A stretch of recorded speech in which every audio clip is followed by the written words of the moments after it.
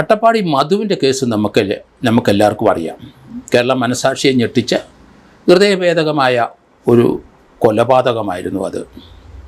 ആ കൊലപാതകത്തിൽ മധു എന്ന ആദിവാസി യുവാവിനെ ആൾക്കൂട്ടം തല്ലിക്കൊല്ലുകയായിരുന്നു ഉണ്ടായത്.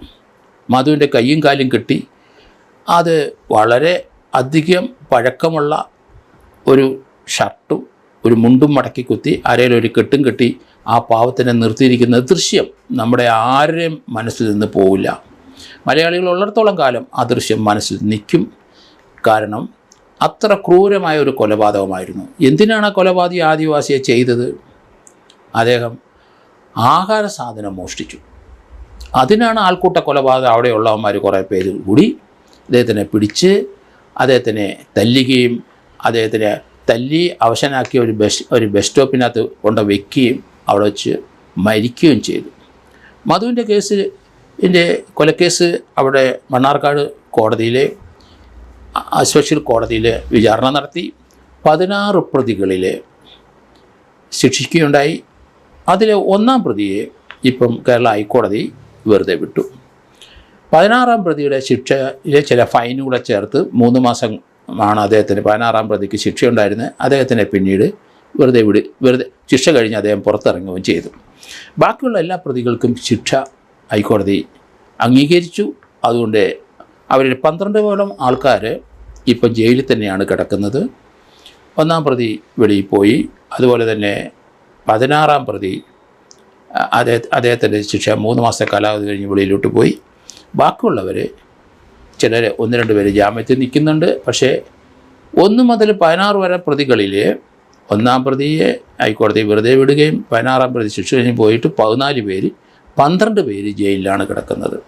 ബാക്കി 2 പേരുടെ ജാമ്യം ക്യാൻസൽ ചെയ്യും. അവരും ജയിലിലേക്ക് പോകും. ഇവിടെ മണ്ണാർക്കാട് സ്പെഷ്യൽ കോടതിയിൽ ഹൈക്കോടതിയുടെ വിധിക്ക് ശേഷം എല്ലാ പ്രതികളും ഹാജരാകാൻ അവിടെ നോട്ടീസ് കൊടുത്തു കഴിഞ്ഞു. 2018 മെയ് 20-നാണ് അഗളി പോലീസ് സ്റ്റേഷൻ രജിസ്റ്റർ ചെയ്ത കേസിനകത്ത്, മധുവിനെ കൊലപ്പെടുത്തിയ കേസിനകത്ത് അഗളി പോലീസ് സ്റ്റേഷനാണ് കേസ് എടുക്കുകയും കുറ്റചാർജ് കൊടുക്കുകയും ചെയ്തത്. മണ്ണാർക്കാട് അവിടുത്തെ സ്പെഷ്യൽ കോടതിയിൽ കുറ്റപത്രം സമർപ്പിച്ച് അതിലാണ് 16 പേർക്ക് എതിരെ കുറ്റപത്രം കൊടുത്തതിൽ 13 പേർക്ക് മനഃപൂർവ്വമല്ലാത്ത നരഹത്യയ്ക്ക് 7 വർഷം വരെ ശിക്ഷയാണ്. 16-ാം പ്രതിക്ക് 3 മാസത്തെ ശിക്ഷയെ കൊടുത്തിരുന്നുള്ളൂ. എന്തായാലും കേരള മനസാക്ഷിയെ ഞെട്ടിച്ച ഈ ഒരു സംഭവത്തിന് വളരെയധികം അന്നത്തെ പത്രവാർത്തകളും അന്ന് സോഷ്യൽ മീഡിയയിലൊക്കെ വലിയ വാർത്തകളും അനുകൂലവും പ്രതികൂലവും ഒക്കെ ആയിട്ട് വന്നിരുന്നു. ഇതിനകത്ത് ചില ആൾക്കാർ ചില രാഷ്ട്രീയ പാർട്ടികളെ പിണിയാളുകളായിരുന്നുകൊണ്ടായിരുന്നു ഇത് വലിച്ചു നീട്ടിപ്പോയത്. എങ്കിലും കോടതിയിൽ കൃത്യമായി കുറ്റചാർജ് കൊടുത്തുകൊണ്ട് അതിനകത്ത് 16 പേരും കുറ്റക്കാരാണെന്ന് കണ്ടു.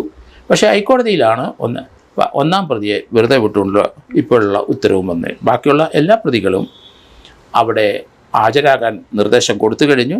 പാലക്കാട് അട്ടപ്പാടി ചിണ്ടക്കി ഊരിലെ മല്ലിയുടെയും മകനായിട്ടാണ് മധു എന്ന 27-കാരൻ എന്നെ കൊലപ്പെടുത്തിയത്.